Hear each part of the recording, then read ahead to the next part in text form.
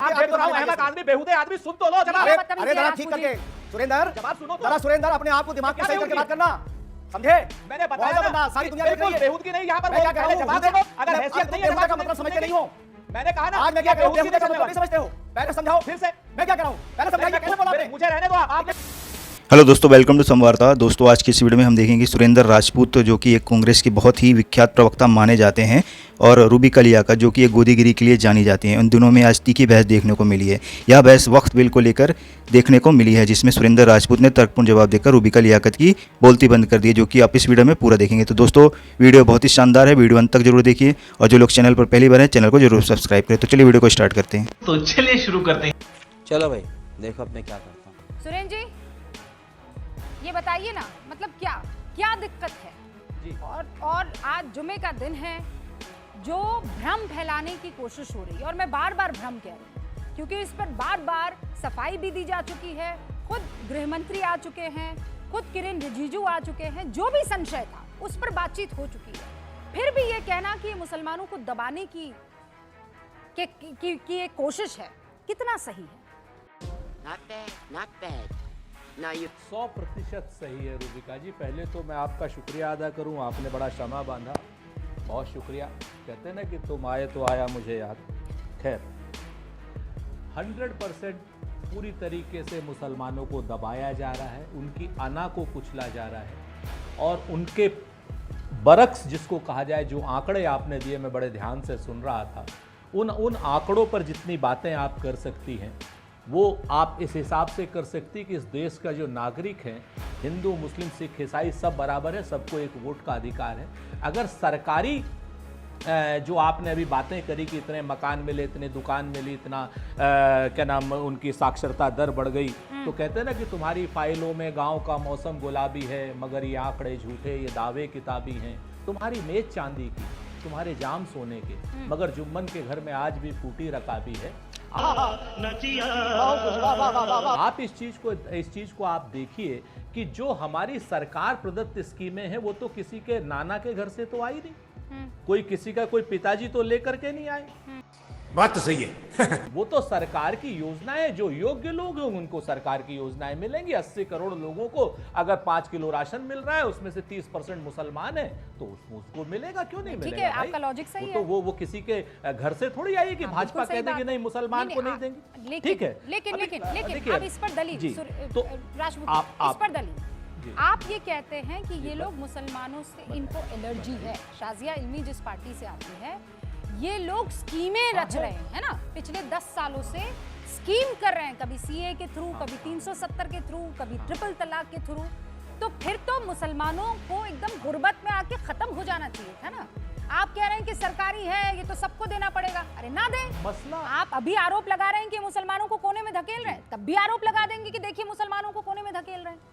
लेकिन ऐसा कैसे हो रहा है कि आपकी सरकार में मुसलमानों की जो हालत थी वो फाइलों में ही सही, इनकी सरकार में बेहतर है? How is it possible?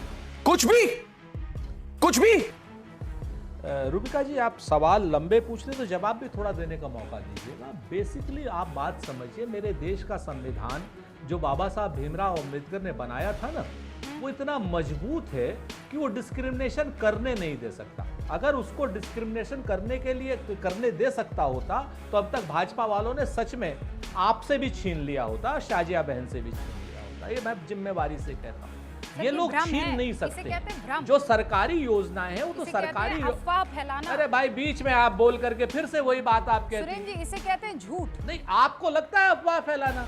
आप मेरे खिलाफ मुकदमा कर दीजिए। बात तो सही है। तो यहाँ पर हमको जो भी हक हुकूक है संविधान देता है, और ये लोग पारदर्शिता की बात कर रहे हैं कि ये बिल पारदर्शी तरीके से लाया गया।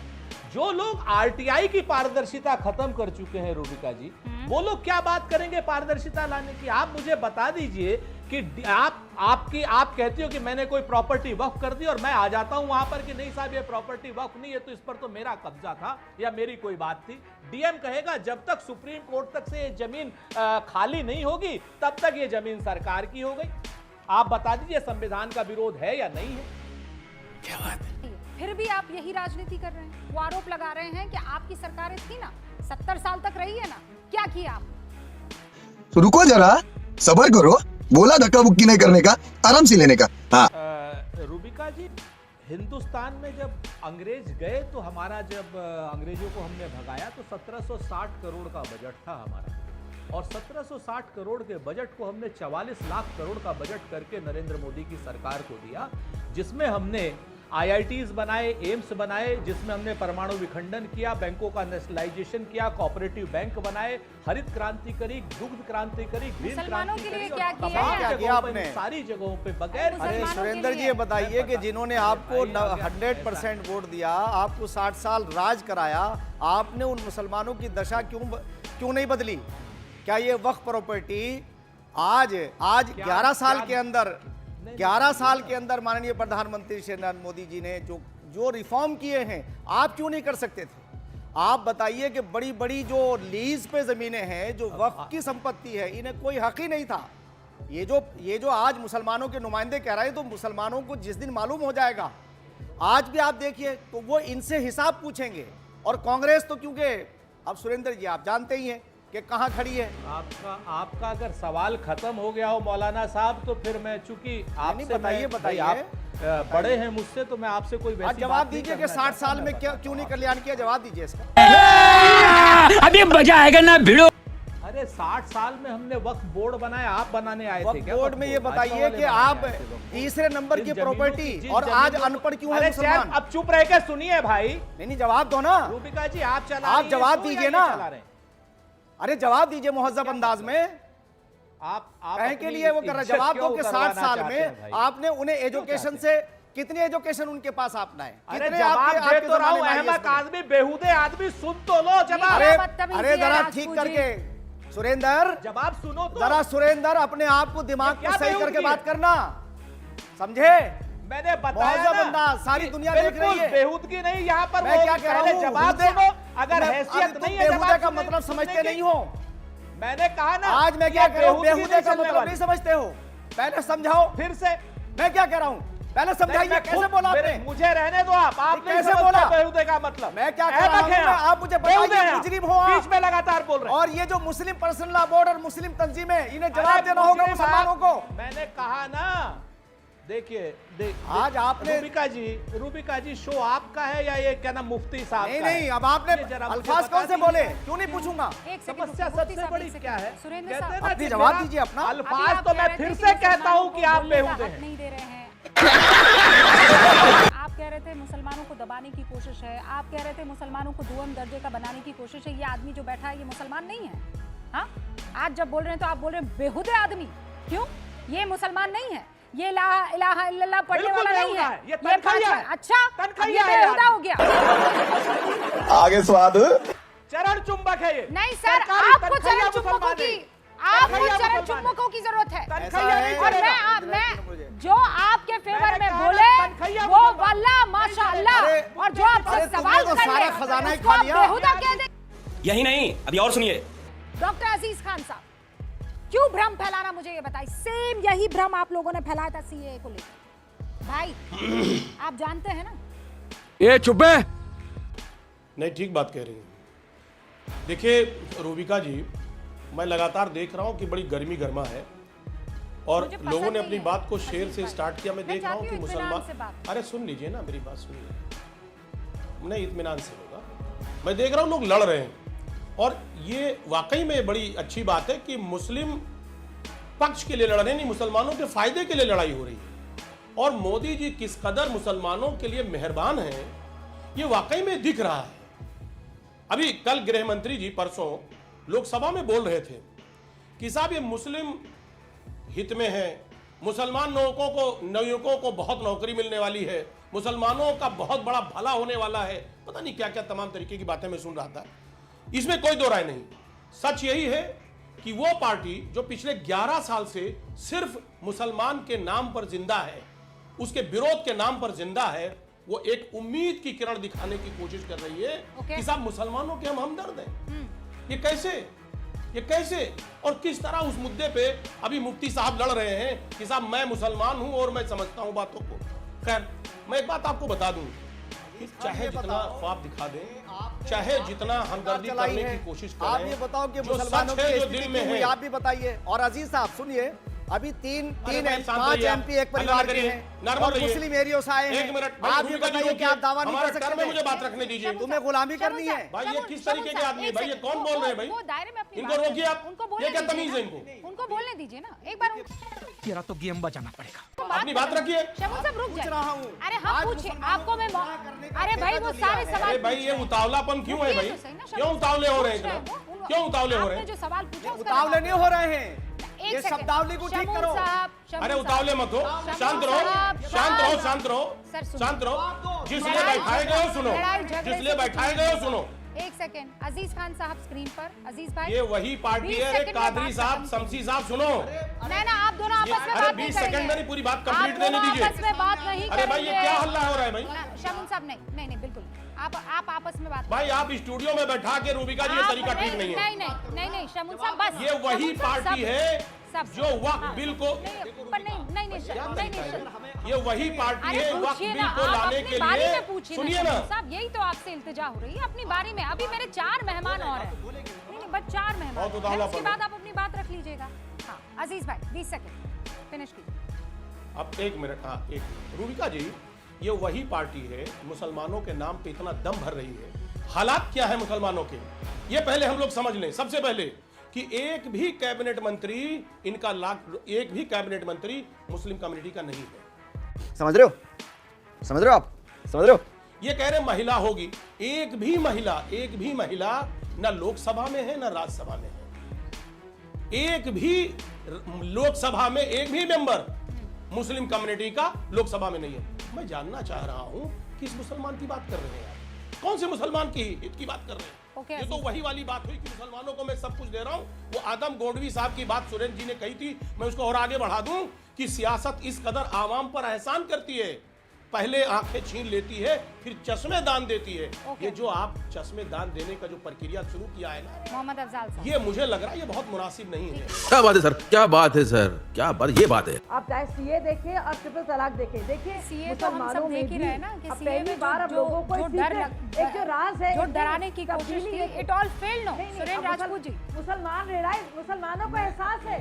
अच्छा हो गया है मुसलमानों को एहसास। क्या सुरेंद्र जी कितनी नागरिकता अब इस बार नहीं दी चल गई? पाएगा, आप नहीं, कुछ भी कर नहीं, लीजिए। नहीं एक करके कितनी नहीं धीरे धीरे एहसास हो रहा है। हाँ और ठीक है। मुसलमानों अरे ने तो सुन लिया ना, उसकी तस्वीर दिख रही है ना सामने कि आज जुमा पर कितने लोग आ गए। सुरेंद्र राजपूत शाजिया साहिबा से एक बात कह दूं, हाँ, वो बस उन्होंने कहा है, ए- बस हाँ, आधे सेकंड अच्छा ठीक कहते है हैं आधे ना, सेकंड में आधे रूबिका जी सेकंड कहते के बाद हैं, लश्कर भी शाजिया तुम्हारा है, जी सरदार वो लिस्ट तुम्हारा मुझे है। बता दीजिए जो कि मुसलमानों से कांग्रेस के ज़माने में छीनी गई है और वो दिलाने वाली है। सिर्फ 1-2 का नाम दिला दीजिए, अगर नहीं याद हो तो मैं एक आध याद दिला दे रहा हूँ। ये जो मिलेनियम पार्क है, मैंने अपनी आंखों से देखा था, दिल्ली वाला, इस पर वक्फ लिखा हुआ था और कब्रिस्तान मुसलमाना ने दहली लिखा हुआ था। किस वक्त ये मुसलमानों को मिलने वाला ही बता दीजिए आप। अरे मैं क्या बताऊं,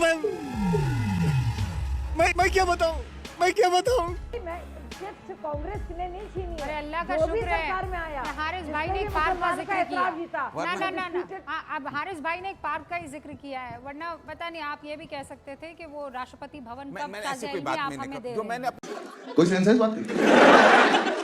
वो कहते हैं ना क्या नाम रूबिका जी की, लश्कर भी तुम्हारा है, सरदार तुम्हारा है, तुम झूठ को सच लिख दो, ये अखबार तुम्हारा है। अब इस दौर के फरियादी जाएं तो कहाँ जाएं, सरकार तुम्हारी है, दरबार तुम्हारा है। मैं आपको बड़ी बढ़िया बातें अभी शाजिया जी कर रही थी। यूपी में आप तो जानती हैं यूपी को अच्छे से, 24 साल से सुन्नी सेंट्रल वक्फ बोर्ड का अध्यक्ष जफर फारूकी है रूबिका, 24 साल से है। 8 साल से ज्यादा भाजपा की सरकार है और कम से कम जो अभी ये भ्रष्टाचार कांग्रेस का शासन, सपा का शासन कर रहे थे, उसी शासन पर घड़े फोड़ रहे थे भाजपा वाले लक्ष्मीकांत वाजपेयी जी समेत इसी जफर फारूकी के खिलाफ। 8 साल हो गए हैं, नूरे नजर बना हुआ है जफर फारूकी। भ्रष्टाचार का जो वक्फ का अड्डा था जिसके लिए आप बिल लेकर के आ रहे हो, पहले जो भ्रष्टाचार गैर जमानती अपराध था, वर्तमान के वक्फ बिल में वो जमानती अपराध कर दिया। आपके सामने है कि अब पहले होता था कि तुम जेल चले जाओगे अगर भ्रष्टाचार करोगे वक्फ का। आज की डेट पे कहना था पहले जमानत ले लो, उसके बाद खूब भ्रष्टाचार। प्यारी समझ गई। आपने कैसे शिफ्ट किया, ठीक है ना? गियर कैसे और आपने शिफ्ट किया? शाजिया जी, अब शाजिया जी कहाँ से सुनने शुरू की करे, आदत कहाँ पे डालो। आ गए? नहीं, अब सुनने की आदत डालो अब शाजिया। हमारे पास टाइमर है क्या? टाइमर लगाया जाए। कितने लोगों को जेल भेजा सुरेंद्र भाई आपने? ये जो आपने कहा गैर जमानती हाँ प्रोविजंस थे, हाँ, तो आपने जब वक्फ बनाया तो कितने लोग जेल गए हैं वक्फ के? बता दीजिए जरा, गिना दीजिए। वो मैं बताता हूँ, क्योंकि वो हम नहीं भेजते थे शाजिया, वो रूबिका, वो वक्फ बोर्ड के जो क्या ना ट्रिब्यूनल है वो भेजता था। जितने लोगों को भेजा वो ट्रिब्यूनल आप द्वारा बनाया गया ना, आपकी सरकारों द्वारा हम संविधान के कामों में, हम कोई भाजपा थोड़ी है कि ईडी आईटी और सीबीआई को जो है किसी के भी पीछे लगा दे। हम इस तरीके के लोग नहीं। आज की डेट में भाजपा ने ये संज्ञेय अपराध को जमानती अपराध बना दिया। आप वाले टाइम पर कहा, बात समझिए सुरेंद्र भाई। अरे रूबिका जी अगर ऐसे आप गोल पोस्ट चेंज करेंगे तो दिक्कत हो जाएगी। आप तो एक क्या नाम अच्छी एंकर हैं, क्यों गोल पोस्ट बार चेंज? मैंने तो आपको सिर्फ याद दिलाया है ना बार। हाँ बिल्कुल, हमने कहा नहीं, मैंने आप कोटा के नाम पर आएंगे तो एक दिन कोटा पे बहस कर लीजिए। आ जाइए आप 1 to 1 आ जाइए, कोटा पे कर लेंगे बहस। ये बताइए, ये थोड़ी है मसला ये है कि कोटा के सोटा को छोड़िए, आज वक्त पर व्हाट इज धारा 40 आप जानते हैं ना, आप तो पढ़े लिखे वक्ता हैं, है ना? आप ही लोग लेकर आए थे ना वक्त को, इतनी पावर आप लोगों ने दे दी हम लोग पढ़े लिखे कि जहां मर्जी आती थी वो अपना हाथ रखते थे और कहते थे ये जमीन हमारी है। हाँ, तो बाकियों का कोई हक नहीं है। और उसमें भी वक्त वाले, जिम्मेवारी से कहता हूं, सुन लीजिए, सुनिए इसका जवाब सुनिए। 2013 से लेके 2025 तक, 2013 से जब से जिस बिल का भाजपा ने भी सपोर्ट किया था, 2013 में इसी वक्त का भाजपा ने सपोर्ट किया था, धारा 40 का। मैं आपको फिर जिम्मेवारी से कहता हूं कि भाजपा के सपोर्ट के बाद अगर यह बिल गलत था तो भाजपा को जवाब देना चाहिए, क्योंकि भाजपा प्रतिपक्ष में थी। दूसरी बात, महत्वपूर्ण बात, 2013 से 2025 भाजपा एक प्रतिपक्ष जमीन में बता थी, दीजिए तो सवाल जो इनसे किसी ने कही हो, पूछे जा सकते हैं, कही हो और वो वक्त की हो गई, पूछे जा सकते हैं ना इनसे सवाल। एक जमीन जैसे ही बता आप दीजिए। प्रतिपक्ष में हैं, आज आपसे सवाल पूछे जा सकते हैं ना। आप गोल पोस्ट मत चेंज कीजिएगा। हाँ तो पूछिए ना, है हिम्मत आपकी पूछने की भाजपा से कि 2013 में क्यों सपोर्ट किया था? चीटिंग करता है तू, चीटिंग करता है तू। अरे क्यों 2013 में सपोर्ट किया था ऐसे? कौन लेकर आया था बिल? हम लोग जो कौन लेकर आया था बिल 2013 में? कौन लाया था बिल? अरे पढ़ लिख के आया करो साजिया, पढ़ लिख के आया करो। जेपीसी में भी भाजपा थी और सदन में भाजपा ने सपोर्ट किया था। जेपीसी में तो भाजपा होगी ना, पार्लियामेंट्री कमेटी है। थोड़ा सा पढ़ लिख लिया करो। पहुंच रहे हैं, सब देख रहे हैं कि आप कितने घबराए हुए हैं कि आप सदन में भाजपा ने सपोर्ट किया था, सदन में भाजपा ने सपोर्ट किया था रूबिका, और रिकॉर्ड कह रहा हूँ, क्या हो जाएगा? और रिकॉर्ड कह रहा हूँ, सदन में धारा 40 का भाजपा ने सपोर्ट किया। खत्म, bye bye, tata, good bye, गया।